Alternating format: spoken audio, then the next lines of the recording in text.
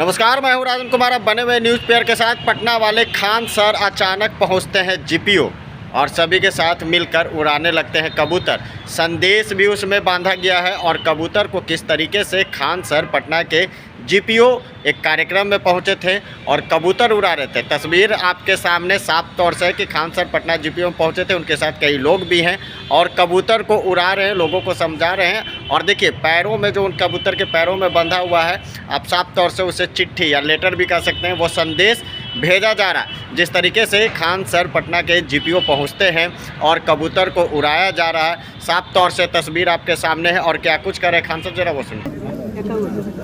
लो है आराम से कबूतर एकदम परमानेंट एड्रेस पे डालना। हाथ पीछे रखो, तो हाथ में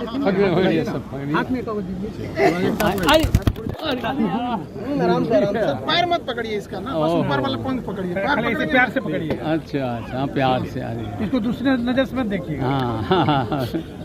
एक गाना था ना, कबूतर जा और है सर, कबूतर जा जा एक और है, पकड़िए एक एक करके कटरा बाजार पोस्ट ऑफिस थोड़ा सा ऐसा करें हम लोग, थोड़ा फैल जाए। हाँ फैल कटरा बाजार को भी अच्छी होगा। हम पकड़ ऐसे पकड़िए ना सर, पहला स्पीड पकड़िए ना, बस पकड़े रहिए, बस नहीं पकड़िए। हाँ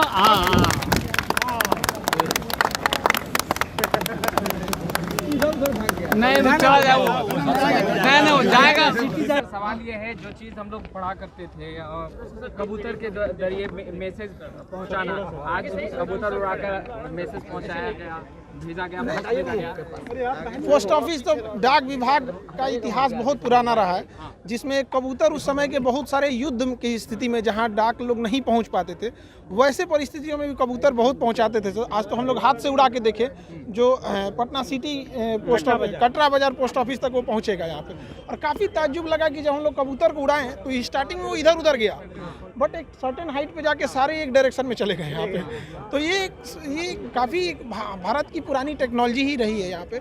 और डाक विभाग, जब हमारे यहाँ 1857 की क्रांति हुई थी, तो अंग्रेजों ने ये सोचा था कि डाक विभाग को खूब सुचारू करेंगे ताकि वो संदेश अपनी सेना की कमांड सेंटर को पहुंचा सके। उसका उपयोग हमारे स्वतंत्रता सेनानियों ने कर लिया। तो डाक विभाग का काफ़ी योगदान है हमारी स्वतंत्रता के उस जर्नी में भी।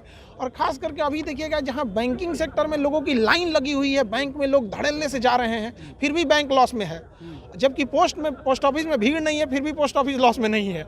तो एक ये भी मॉडल है पोस्ट ऑफिस का कि कैसे इस चीज़ को सस्टेनेबल ले जाया जा सकता है। आज भी गांव के अंतिम कनेक्टिविटी अगर कहीं है ना, तो पोस्ट ऑफिस की है, लास्ट माइल कनेक्टिविटी। चाहे जितना भी टेक्नोलॉजी चली जाए, तो बहुत सारा इसका योगदान रहा है। आज भी जैसे हम लोग तो पढ़ाते हैं और जिन बच्चों का रिजल्ट हो जाता है, वो भी इंतजार करते हैं आपके डाक विभाग का कि ज्वाइनिंग लेटर कब लेके आएंगे यहाँ पे। और जब ज्वाइनिंग लेटर लेके आते हैं तो उससे बड़ी खुशी उन लोग के लिए, एक विद्यार्थी जीवन में और क्या ही हो सकती है यहाँ पे। तो यही सब एक 250 साल पुराना रहा है। और हम तो यही कहेंगे कि भारत भले कंट्रोल हो रहा है नई दिल्ली से, लेकिन अखंड भारत कंट्रोल होता था तो पाटलिपुत्रा से, यहीं से कंट्रोल हुआ है। और 250 साल पुराना ये जो ताम्र टिकट है, जो इस बात का वो द्योतक है कि हम लोग उस समय हमारी टेक्नोलॉजी कितनी बेहतर हुआ करती थी। एक्सपीरियंस कैसा रहा कबूतर के द्वारा पोस्ट भेजकर? आप सवाल भी पूछ रहे थे, क्या ये वापस इसी जगह आएगा? क्या लग रहा था कि मेरे लिए तो एकदम नया था ये सर। डाक विभाग आप लोग के लिए तो खैर ये सब चीज़ें एक तो रोज़मर्रा की चीज़ें हैं, और वो चीज़ें आप लोग के लिए टेक्नोलॉजी हो गई। हम तो पहले बस फिल्में और गाने में देखे थे, मतलब कबूतर से संदेश दिया जाता था। आज हमने खुद अपने हाथ से उड़ा के देखा, काफ़ी अच्छा लगा। आज के बारे में भी बिल्कुल अच्छा खासा जानते हैं। नहीं, आज भी उड़ीसा पुलिस की ट्रेनिंग सेंटर है डाक विभाग के साथ में, कटक में, जहाँ पे पीएन को ट्रेनिंग दी जाती है। आज भी ट्रेनिंग दी जाती है। जैसे आज भी कई आर्मी सेंटर पे लेटर लेके जाते हैं, तो उड़ीसा पुलिस और डाक विभाग के सौजन्य से आज भी पीएन का ट्रेनिंग सेंटर बना हुआ है।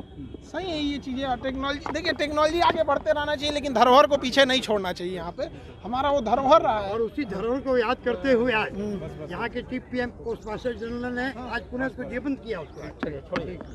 और हमारे लिए तो पोस्ट ऑफिस का बहुत योगदान रहता है। हमें हर मंथ मेरे लिए अभी हम लोग जारी आते रहता है पोस्ट। 250 वर्ष पूरा हुआ है। हाँ। इस ऐतिहासिक दिन पर क्या कहेंगे खान?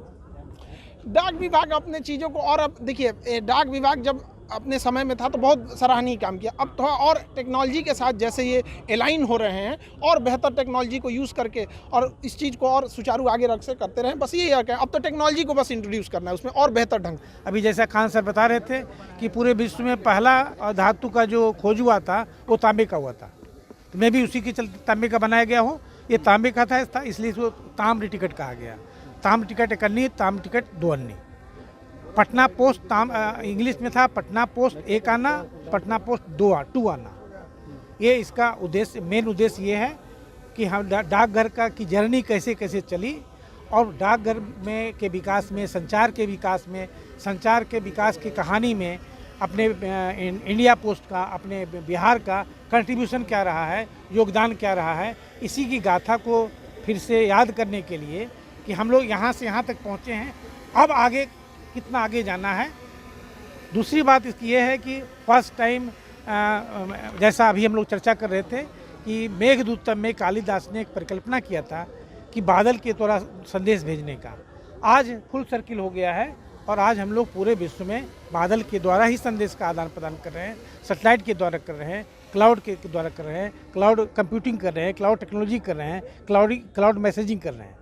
तो ये समझिए जो उस समय परिकल्पना थी कितनी स्ट्रॉन्ग परिकल्पना थी, और मे भी कि रिलेटिव होगा जिसको हम लोग परिकल्पना कर रहे हों, और आज हम लोग यहाँ तक पहुँचे हैं कि आज वास्तव में बादल से संदेश को का आदान प्रदान हो रहा है।